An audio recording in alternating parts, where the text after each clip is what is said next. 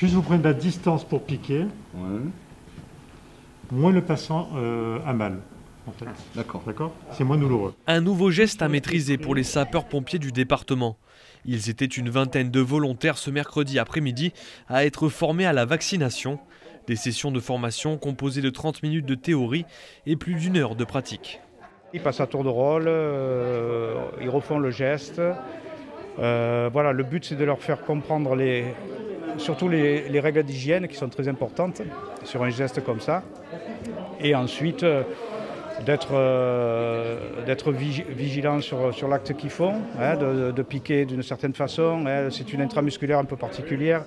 C'est pas dans la fesse, donc on n'aspire pas à voir s'il y a du sang, on ne pince pas la peau comme certaines vaccinations qu'il y avait eu.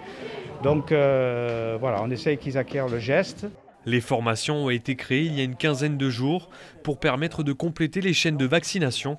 Pour le moment, près d'une centaine de pompiers a été formés par le service de santé du SDIS 13. C'est le cas de Hervé qui a démarré ses premières injections cette semaine dans le vaccinodrome de Coudoux. Dans un premier temps, j'ai fait des prélèvements PCR. On va dire, si on peut dire qu'il y a une logique dans la suite, après donner un coup de main au niveau du vaccinodrome à l'ouverture de celui-ci. Et pour pouvoir avoir une continuité et surtout être performant, de venir donner un coup de main à nos camarades infirmiers, infirmières, pour pouvoir essayer d'être un maximum performant, de pouvoir vacciner un maximum de personnes, quoi. Au plus on sera, au mieux ce sera, quoi. Comme Hervé, ils sont 6000 sapeurs-pompiers à pouvoir se former à la vaccination dans les Bouches-du-Rhône.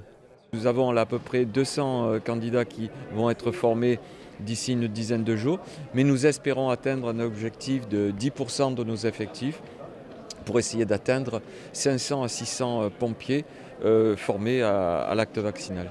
Des pompiers qui devraient être fortement mobilisés ces prochaines semaines. Lors de sa dernière allocution ce mercredi, le président de la République Emmanuel Macron a annoncé un nouveau calendrier vaccinal. La vaccination sera élargie à toutes les personnes âgées de plus de 60 ans le 16 avril, puis à toutes celles de plus de 50 ans le 15 mai.